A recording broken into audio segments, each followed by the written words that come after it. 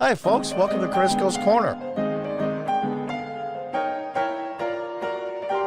Hi, folks. Welcome back. And those of you that are new, welcome. FromTheHill.com.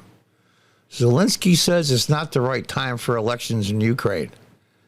Frankly, folks, it's over.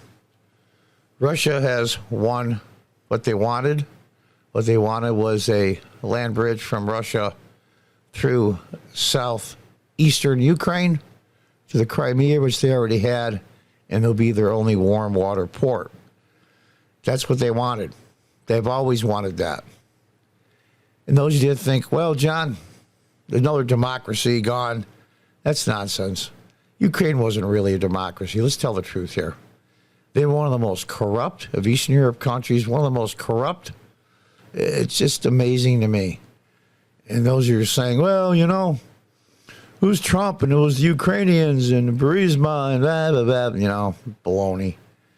I'm wondering if any of these so-called oligarchs in Ukraine and Burisma are going to turn on Biden and tell the truth, but that won't happen because of the fact they got rich too. I mean, this is Zelensky here. This is a guy that I don't know enough about internal Ukrainian politics to think if he had a good heart and gave a damn at the beginning when he was first made president. Remember, he was a stand-up comic. Nothing against that. Most good stand-up comics are very smart people, so I'll give him a tip of the hat for that. But the fact of the matter is, was he really and truly a good guy when he went in? I don't know if he's a good guy now even. But I know not what I think he is, but what he does. He's suspending elections. He's putting in prison his political opponents. That sound familiar? He's closing churches. And as we all know, Ukraine is very heavy Catholic. It's very heavy with Russian nationals. It's just the way it is. They didn't have a chance to begin with. In part, it's not their fault, even though the country is corrupt as hell. What did Zelensky say the other day? Everybody's stealing things as fast as they can. They've always been like that. Ever since before World War II. World War I, for that matter. That whole region has been through hell. Russia put them through hell at the beginning of the Russian Revolution, where millions of Ukrainians starved. They're screwed by geography. It's really that simple. Between the Russian, I'll say monster, but the huge Russian giant on their east and the rest of Europe on their west. They're stuck. They should have been a NATO country a long time ago, but they're not because of their geography. Russia would never allow it for their own security. That's why, in part, Russia formed the Soviet Union as a buffer. Now, we don't have to agree with what they did, but they did it because they wanted a buffer from World War II and what happened. I mean, read some stories about Stalingrad. That'll make you curl your hair. And so they're going to say enough. Enough. They lost more people in World War II than any single country by far, civilian and military. So Ukraine is just screwed by geography. It's just bad luck. It's just the way it is. Let's read on. Ukraine President Zelensky said in a Monday address it is not the right time for elections in Ukraine as the end of his 5-year term approaches. Zelensky argued in his Monday video address that Ukraine should not have to deal with elections as it continues to fend off Russia, which invaded Ukraine in February of 2022. He previously had not ruled out Ukraine holding a presidential contest next year, though elections are currently suspended in the country under martial law. Yeah, also imprisoned priests, closed churches, closed down media, social media, television, radio. Yeah, all of it. Newspapers, all of it. So this is no democracy that we're funding and trying to uphold at all. And it hasn't been for a very long time. For those of you who don't, outside the United States, or some of the younger people that didn't know this, Abraham Lincoln, during the American Civil War, in 1864, he was up for re-election. And it was toyed around with the idea that they would not have elections during the middle of a civil war, which was pretty brutal. Very much bigger and worse than the war in Ukraine. And some very smart people advised Lincoln not to have the election, because there was no way he was going to win it. And Lincoln said, no, we're a republic. The election's coming up. He assured himself there's no way he could win. And he did. And the rest is history. The Democrats, being typical Democrats, were going to vie for peace and split up the country. Lincoln said, no, we have to preserve the Union. And that idea won. Let's read on.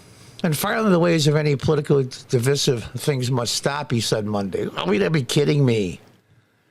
It's been politically divisive between Ukraine and Russia for decades, if not a century or more. You must realize that now is the time of defense, the time of battle that determines the fate of the state of people, blah, blah, blah. It is not the right time for elections. You can always find a convenient excuse to imprison newspaper editors, shut down television and radio, imprison priests, close down churches. That's not a democracy. And we're seeing some parallels here in the United States for those people there that are pro-Biden or still Democrats.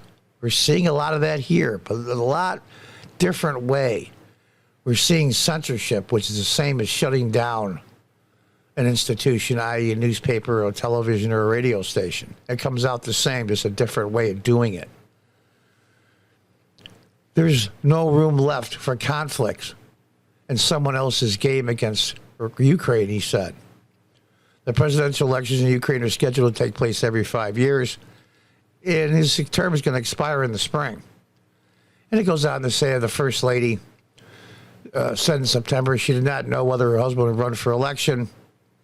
It would depend on whether our society would need him as president. I don't think they do. I think if they realize it's over, cut your losses the best you can, not just in territory, but in destruction, lives, economies. Their economies in the shambles. Now we're going to see when the lines are redrawn and Russia annexes, or whatever the legal term they use for the southeast Ukraine, to have a land bridge to the Crimea if they're only a warm water port. We're going to see how much Europe helps Ukraine to rebuild with all their corruption. It'll be interesting if they turn to the United States again. We might have a new president. Who knows? But the fact of the matter is, they're going to be with their head in their hands, asking for money. From where? America. The European Union is just as strong economically as the United States as a whole. They have more money to spend than we do, because they spend very little on defense compared to the United States. In fact, it was Trump that threatened NATO pulling out of it, that made them pay their fair share and upgrade equipment, upgrade personnel, upgrade technology, and all the things that you need to run a modern army. It was Trump that got them ready, because it was basically, I wouldn't say shambles, but it was certainly second rate. So we'll see how much the Europeans put in when Ukraine goes to rebuild after the war. Will Russia invade other areas to get more territory? I doubt it. At least not for the next generation anyway. They've expelled enough, as Ulysses S. Grant said, blood and treasure for an entire generation. They got what they wanted. It's a much higher expense militarily, and blood and treasure, money, than they expected. And that was in part because of the help of the rest of the world. But I will give a tip of the hat to the Ukrainians, who fought gallantly. They didn't lose their whole country. They lost the southeastern portion. Yeah, it's a huge blow. But it's an imperfect world. But those who are saying we're deserting a democracy is a lie. Zelensky is not this Abraham Lincoln of Europe, where he's going to allow democracy to continue on. And he hasn't for the last couple of years. He really and truly hasn't. The guy's a soft-handed dictator. There is such a thing. And not because the Israeli conflict is going on, because of the fact enough is enough. It's over. It's over for Ukraine. The lines are going to be redrawn on their southern border, and it's time to move on. You can't win them all. Until the next time, God bless, goodbye, and good luck.